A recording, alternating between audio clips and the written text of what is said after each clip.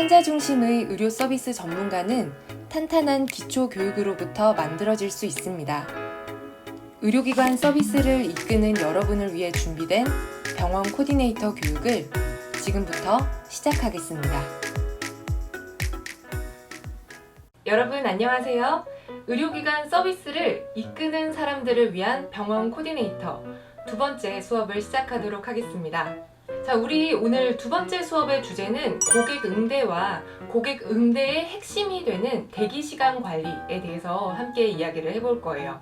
우리가 첫 번째 수업에서 고객이라는 개념 그리고 고객 중심성이라는 개념에 대해서 함께 이야기를 나누어 보았는데 여전히 병원에 오는 사람들은 환자가 아닌가? 환자를 고객이라고 해야 하나? 고객은 물건을 사는 사람이지 않아? 라고 여러분이 생각하실 수도 있을 것 같아서 다시 한번 고객 그리고 환자의 정의에 대해서 한번 이야기를 나눠보도록 할 거예요. 환자? 그리고 고객? 우리가 같은 걸로 봐야 하나? 라는 고민이 많이 되시죠? 자, 우리 보통 고객이라고 하는 거는 과거 그리고 현재 혹은 미래에까지 우리 기업의 상품이나 서비스를 구매하거나 구매할 가능성을 가진 모든 사람들을 이야기합니다. 한 번의 일시적인 구매로서 관계가 끝나는 게 아니라 반복적인 구매를 통해서 우리 기업과 관계를 이어가는 소비자를 이야기를 하는 거죠. 반복적인 구매를 통해서 이 고객이 가지고 있는 어떤 생애 가치가 있죠. 내가 살아가면서 추구하는 바 그런 것들을 우리 기업의 상품이나 서비스를 구매함으로써 그 가치를 충족할 수 있고 우리 기업은 고객의 가치를 충족해주는 대가로 받는 이익으로 그런 기업 활동을 계속 이어나갈 수 있도록 하게 되는 기업과 소비자의 관계를 바로 고객이라고 이야기를 하는 거죠. 자, 그렇다면 이 고객이라는 특성이 과거부터 현재까지 어떤 변화를 거쳐왔고 지금은 어떤 고객의 특성을 가지고 있는지 우리 한번 화면을 보면서 이야기를 해보도록 할게요. 자, 과거에는 고객이라는 개념이 없었어요. 생산자 중심으로 이 산업 체계가 흘러갔었죠. 그러다가 점점 상품 중심, 판매 중심, 마케팅 중심, 그리고 결국 지금은 고객 중심까지 흘러오게 됐습니다. 제가 간단히 한번 설명을 해드릴게요. 예전에는 병원이 많이 없었죠. 병원뿐만 아니라 모든 물건이 다 부족했었잖아요. 맛있는 빵도 부족했고 음식도 부족했고 병원이라든지 모든 것이 다 부족했던 그 과거에는 생산자보다 소비자가 더 많았던 거예요. 그래서 우리가 물건을 만들기만 하면 모두가 다 팔려 나갈 수 있는 거였죠.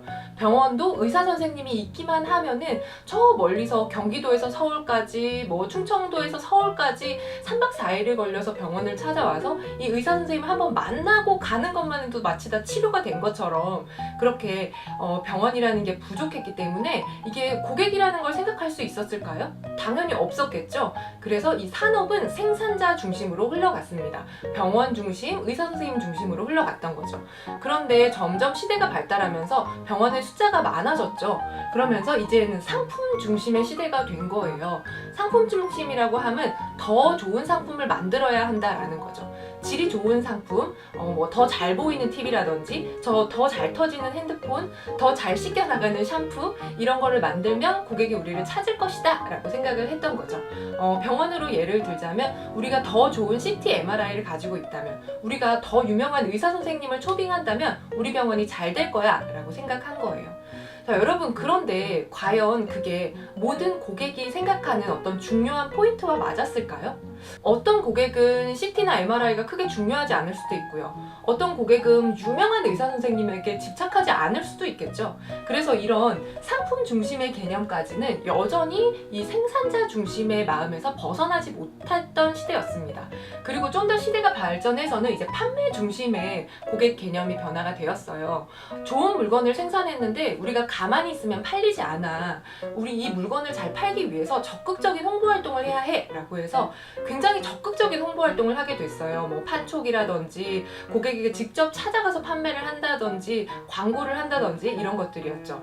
병원 같은 경우에도 직접 TV 광고나 라디오 광고를 할 수 없기 때문에 이렇게 의사 선생님이 매스컴에 출연하신다든지 혹은 어떤 기고를 하신다든지 연구 성과를 잘 내서 그런 걸 광고를 한다든지 이런 것들에 병원의 이 판촉의 효과가 굉장히 있었겠죠. 자, 이까지가 이 생산자 중심의 고객 개념을 가지고 있었다면 이제 그 뒤부터 여기 빨간 글씨 마케팅 중심, 고객 중심부터는 이제 드디어 판매자가 아닌 우리 고객, 환자 중심으로 고객 개념이 옮겨오게 되었습니다. 사실 우리 생각해보면 병원에 아무리 좋은 CT, MRI가 있어도 아무리 유명한 의사 선생님이 있어도 이 선생님이 TV에 나와서 뭐 아침마당 비타민 이런 데서 많이 강의를 하셔도 나에게 맞는 병원이 아니라면, 나에게 필요한 병원이 아니라면 내가 갈 이유가 없겠죠. 그래서 결국 산업의 중심은 고객, 환자 중심으로 와야 하는 게 맞죠. 그죠? 그래서 마케팅 중심으로 고객 개념이 변화를 했고, 이 마케팅 중심 개념은 우리가 나중에 뒤쪽에서 배울 내용인데요. 뭐 STP 전략, 7P 전략이라는 내용들이 있어요. 간단히 설명을 드리자면 STP 전략은 어떠한 기업도 어떠한 병원도 모든 환자의 욕구를 충족시킬 수는 없다라는 대전제에서 출발을 해요. 이 개인들은 모두 개별화가 되어 있고 개인마다 추구하는 가치 그리고 필요한 상품이 다르다라는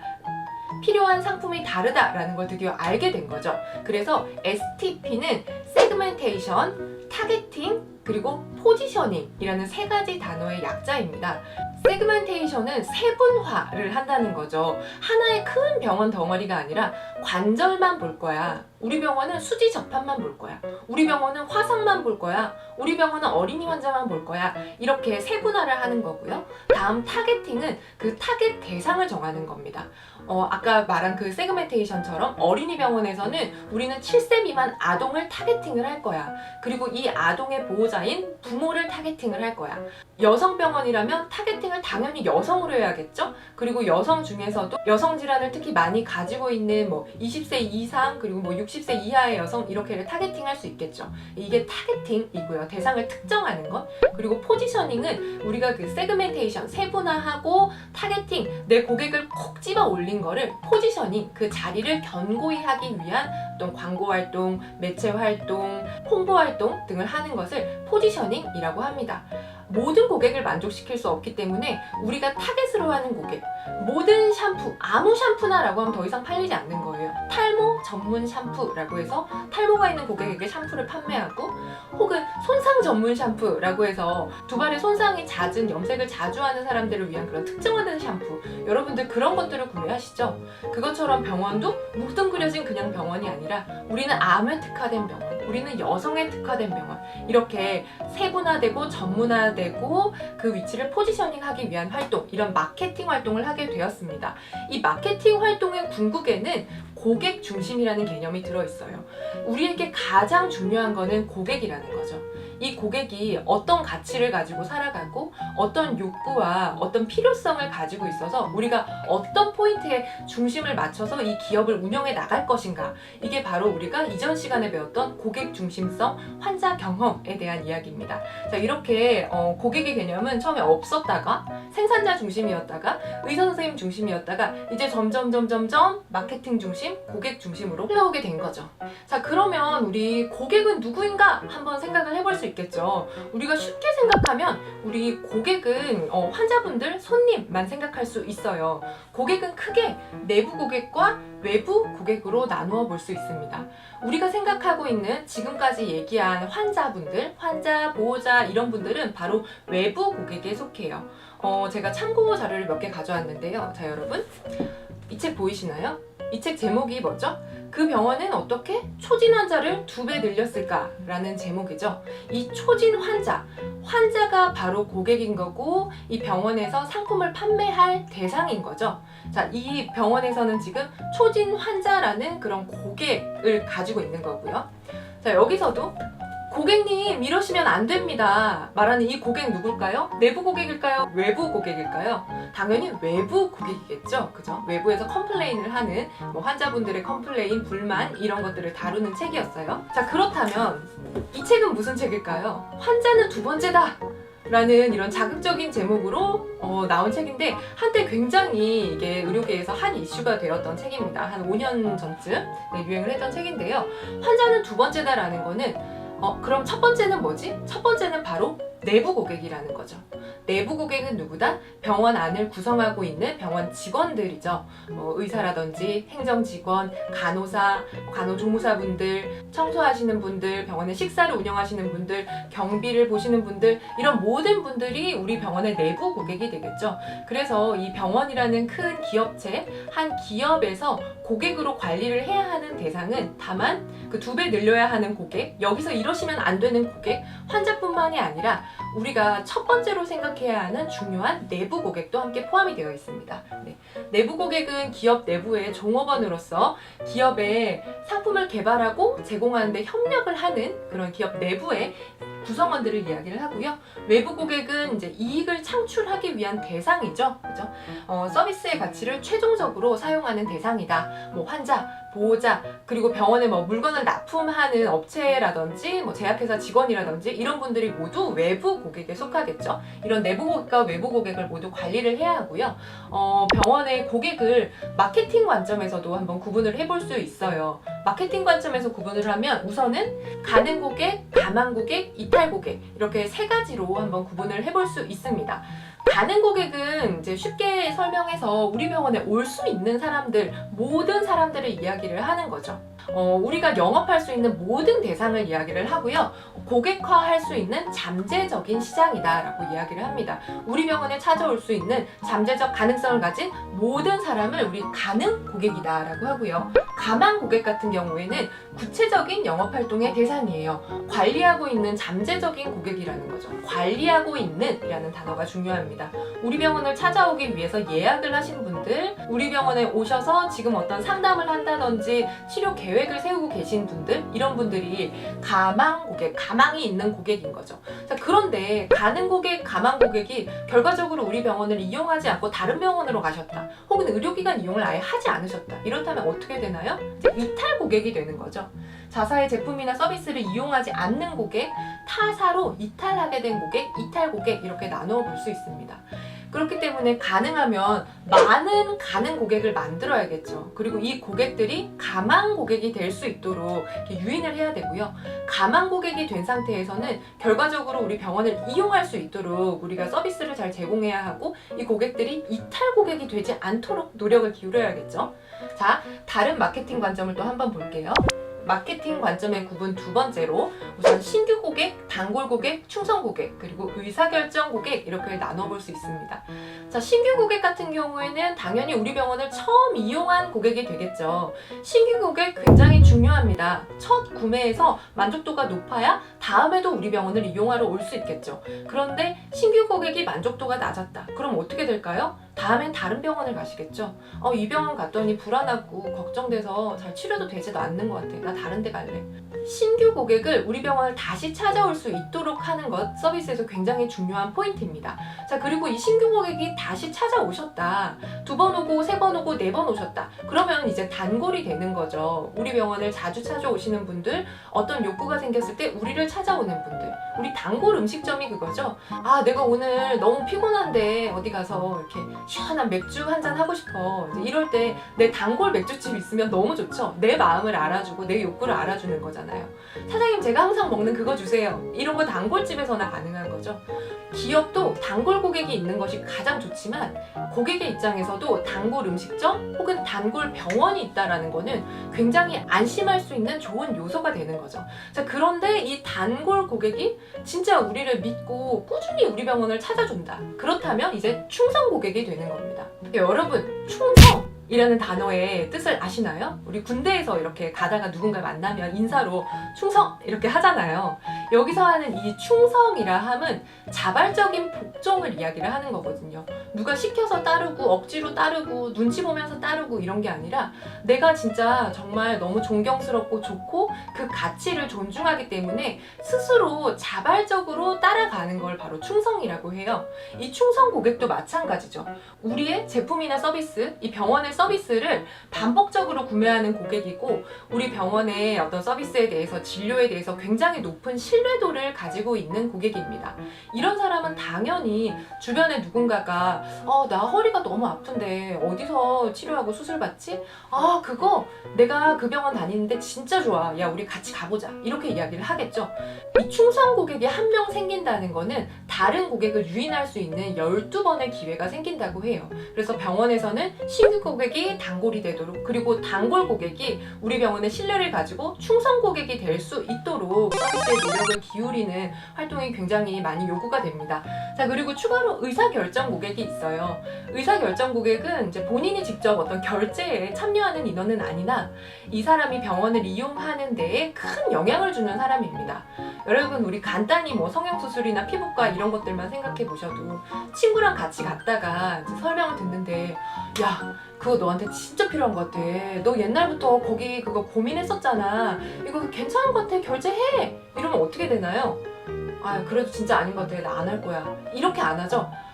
그래? 그럼 한번 해봐야겠다. 우리 이렇게 되잖아요. 그래서 이제 주변에서 어떤 구매에 영향을 주는 고객이 바로 의사결정 고객입니다. 그렇기 때문에 따라온 친구, 따라온 보호자, 우리가 병원에서 절대 무시하면 안 되는 존재죠. 이 의사결정 고객도 함께 존중을 해줘야 이 서비스가 잘 유지될 수 있겠죠. 자, 그래서 우리 고객 중심 경영이라 함은 경영의 모든 그런 중요한 포커스를 고객을 중심으로 생각한다라는 거예요. 그래서 진정한 의미에서 고객을 만족시켜서 이 기업의 생존 그리고 이익을 유지를 하고 이런 것들을 통해서 결국 우리가 하고 싶은 건 뭘까요? 뭐 고객의 행복과 건강일까요? 물론 맞지만 우리가 이거를 잘 함으로써 결국 우리 회사, 우리 기업, 우리 병원 그리고 나 자신이 최대의 이익을, 최대의 어떤 가치를 창출할 수 있도록 하는 것이 바로 이 고객 중심 경영의 결과적인 목표입니다. 그렇기 때문에 우리 회사는 고객만 생각해. 우리 병원은 환자만 중요해. 이렇게 생각하시지 마시고 이 모든 활동들이 궁극적으로는 우리 기업의 그리고 나 자신의 가치를 올려주는 것이다 라고 생각하시고 항상 고객에 집중해서 고객 중심 경험 그리고 고객을 위한 서비스를 여러분들이 만들고 이끌어 나가시기를 바랍니다. 네, 우리 이제 오늘 두 번째로 한번 해볼 얘기는 대기 시간 관리예요. 병원에서 환자분들이 내가 3시간이나 기다렸는데 진료는 3분밖에 안 봤어요. 이게 말이 돼요? 이렇게 이야기하는 경우가 많죠. 물론 3시간이나 기다리는 경우는 흔치는 않지만 이처럼 대기 시간에 비해서 실제로 진료 시간은 굉장히 짧고 대기 시간에 느끼는 환자분들의 불편한 감정들이 병원에서 느끼는 불편함들 중에 굉장히 높은 순위에 올라와 있다고 합니다. 그래서 병원에서는 이 대기 시간 문제를 해결을 해서 진료도 효율적으로 운영을 하고 고객들의 불만도 감소시키기 위한 노력을 기울이기 위해서 많은 활동들을 전개를 하고 있어요. 우리 이 대기 시간 관리 어떤 내용들이 있는지 한번 함께 살펴보도록 하겠습니다. 자, 우리 고객들은 보통 이런 상황에서 대기 시간이 더 길다고 느껴진다고 해요. 글씨가 너무 작아서 잘 보이시지 않겠지만 제가 하나씩 읽어드리면 보통 아무것도 하지 않을 때 굉장히 대기 시간이 길다라고 느낀다고 합니다. 여러분들도 이제 친구를 만나면서 기다리는 시간 한번 생각을 해보시면 좋을 것 같아요. 남자친구, 여자친구를 만나기로 했는데 이 친구가 늦는 거예요. 그래서 그 친구를 기다리는데 우리가 핸드폰 하면 뭐 재밌는 게임하고 있으면 혹은 그 친구와 카카오톡을 하거나 혹은 그 친구와 어떤 뭐 메시지를 전달하거나 하면 별로 지루하지 않죠. 그런데 오늘따라 와이파이도 되지 않고 뭐 핸드폰 배터리도 다 됐고 이래서 아무것도 할 수가 없는 거예요. 그런 경우에 대기 시간이 얼마나 길게 느껴지겠어요? 그래서 고객들도 역시 환자들도 아무것도 하지 않을 때 굉장히 대기 시간이 길게 느껴진다라고 합니다. 그리고 두 번째는 서비스 제공하기 전이 서비스를 제공받는 사이의 기다림보다 더 길게 느껴진다고 해요. 접수를 한 후에 잠시만 기다리세요 라고 했을 때 기다리는 그 5분이 어떤 검사와 검사 사이에 기다리는 5분보다 훨씬 더 길게 느껴진다라는 거예요. 앞으로 어떤 일이 일어날지 예측할 수 없고 뭐 과거에도 아무 일도 일어나지 않았기 때문에 뭔가 뭐 생각할 것도 없고 이래서 너무 그 시간이 지루하겠죠? 자, 그리고 언제 서비스를 받을지 모른 채 기다린다면 더 대기 시간이 길게 느껴진다고 합니다. 이것도 우리도 역시 마찬가지죠. 친구가 나 지금 가고 있어. 15분 뒤에 도착할 거야 라고 하면 그래 15분? 알겠어. 기다릴게. 천천히 와. 이제 이렇게 얘기를 하지만 언제 도착할지 모르고 게다가 연락까지 되지 않는다면 어떻게 되나요? 막 화가 스물스물 나죠. 네. 아니 도대체 7시에 만나기로 했는데 지금 몇 시인데 안 오는 거야? 왜 연락도 없는 거야? 정말 화가 나죠. 그것처럼 똑같이 우리 환자분들도 내가 얼마나 기다려야 할지를 정확히 모를 때 굉장히 불안감을 느끼고 대기 시간이 길게 느껴진다고 합니다. 그런데 병원에서도 이럴 때 아니 끝나봐야 알지 얼마나 걸릴지 제가 어떻게 알아요? 제가 그걸 어떻게 말씀드려요? 이렇게 응대하면 절대 안 되겠죠? 대략적인 시간을 말씀드려야겠죠. 확실히 말씀드릴 수는 없지만 대략 한 15분 정도는 더 좀 대기를 하셔야 할 것 같아요. 이제 이렇게 시간을 대략적으로라도 설명을 해드려야겠죠.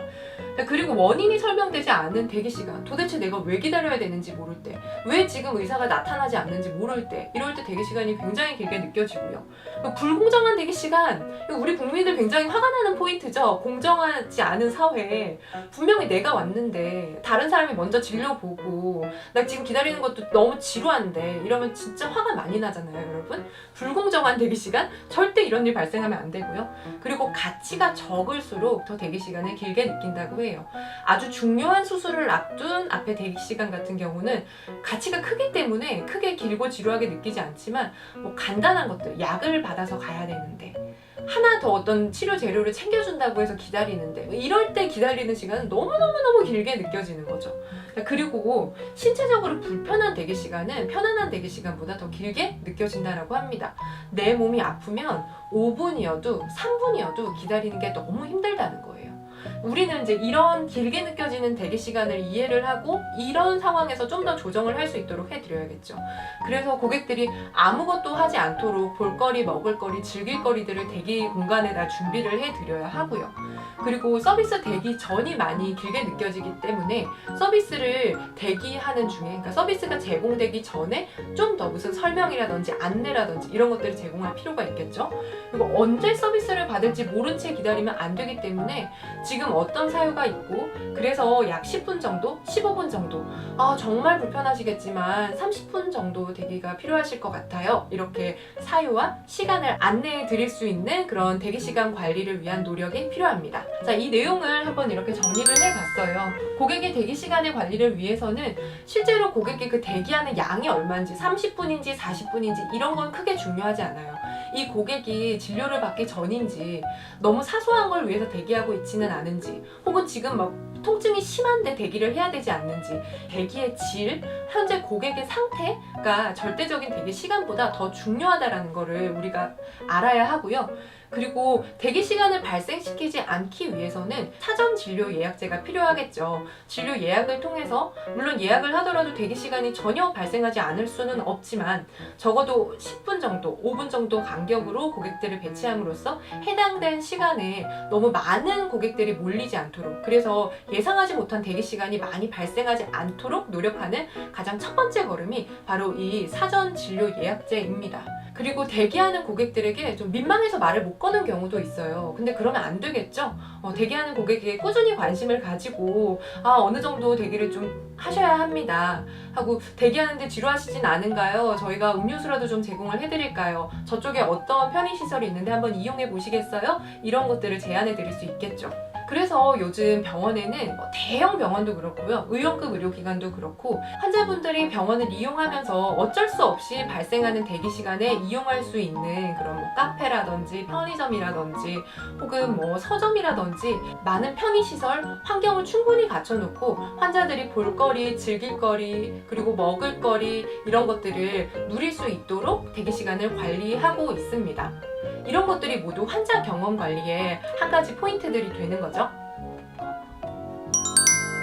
내가 우리 병원 서비스를 이끄는 사람이다 라고 하면 우리 병원 대기 공간의 환경 체크하기 위해서는 우선 대기 공간이 쾌적한가, 환자분들이 충분히 편하게 앉아서 너무 많은 인파 속에 엉켜서 시끄럽고 불편하거나 덥거나 춥거나 불편하지 않고 잘 대기할 수 있는 그런 대기 공간이 쾌적하게 있는지, 그리고 진료와 관련된 것이든 그렇지 않은 것이든 대기 시간 동안 볼 수 있는 정보, 볼거리들이 있는지, 가벼운 음료, 커피 같은 먹을거리들이 있는지, 그리고 환자분들이 즐길 수 있는 즐길거리가 있는지 이런 것들을 중심으로 이 대기 공간을 꾸려나가는 것을 통해서 우리 환자들의 불만사항 첫 번째에 버금가는 이 대기 시간 관리를 좀 더 효율적으로 이룰 수 있을 거예요. 네, 우리 오늘 강의 준비된 시간은 여기까지고요. 제가 마지막으로 제가 책에서 읽은 굉장히 좀 소중한 글귀를 하나 준비를 해봤어요. 그 책은 바로 이 책입니다. 네, 책 너무 예쁘죠? 제목은 의료인은 아니지만 병원에서 일합니다 라고 하는 우리 이제 병원 코디네이터 분들이죠. 주로 이제 진료 상담을 하시는 분들 위주로 쓰여진 책인데요. 그래서 이 책에 굉장히 인상적인 말이 있었는데 센스라는 건 타고나는 게 아니라 길러지는 것이다. 그리고 무엇보다 평범함을 알아야, 기초가 무엇인지 알아야 우리가 어떤 센스를 기를 수 있다라고 이야기합니다. 우리가 일하면서 난 왜 이렇게 센스가 없을까? 아니 왜 이렇게 센스가 없어요? 좀 더 센스 있게 해봐. 뭐 이런 이런 얘기들을 많이 하잖아요. 그런데 이 센스는 그냥 하늘에서 뚝 떨어지는 게 아니라는 거죠. 기초부터 차근차근 배워가고 어떤 게 필요할까? 이런 것들이 중요하다고 했지? 이런 것들을 우리가 공부를 해 나가면서 탄탄하게 기초가 쌓여 있을 때 이 탄탄한 기초보다 더 좋은 게 어떤 건지, 이 탄탄한 기초보다 더 부족한 건 어떤 건지, 이 기초에 비해서 현재 우리 병원의 상황은 어떤지를 알 수가 있다는 거죠. 그래서 갑자기 하늘에서 센스가 뚝 떨어지기를 바라지 마시고 지금 이 영상을 끝까지 보신 여러분들은 아마 그 탄탄한 기초를 잘 쌓아가시는 분들이어서 나중에 이 기초가 쌓이면 결국 센스 있는 직원, 센스 있는 사람, 서비스를 이끌 수 있는 센스쟁이가 될 수 있으실 거예요. 그래서 여러분 기초를 쌓는 것에 게을리 하지 마시고 그런 간단한 지식, 기초 지식을 너무 가볍게 여기지 않고 이렇게 소중히 여기면서 공부를 하셨으면 합니다. 네, 오늘 강의 집중해 주셔서 감사드리고요. 우리 3강에서 다시 뵙겠습니다. 감사합니다.